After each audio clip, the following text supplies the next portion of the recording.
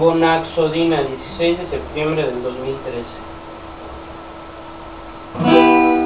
Primeros soberbios, embriagados de poder, las obras que emiten son cadenas en sus pies.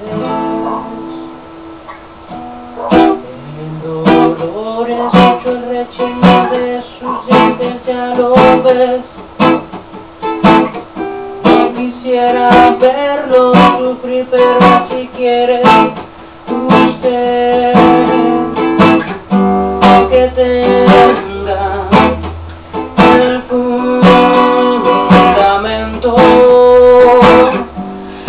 fuerza para liberar, transformar lo que has hecho, el sistema que corrompe y que come el pensamiento y no miento.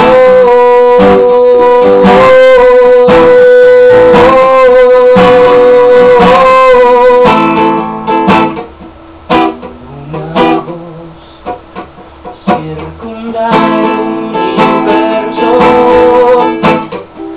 indescriptible, va dejando huella en cada pueblo. Con su canto levanta almas entristecidas sin ninguna razón,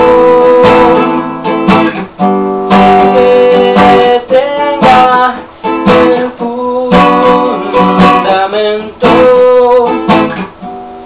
fuerza para liberar, transformar lo que has hecho, el sistema que corrompe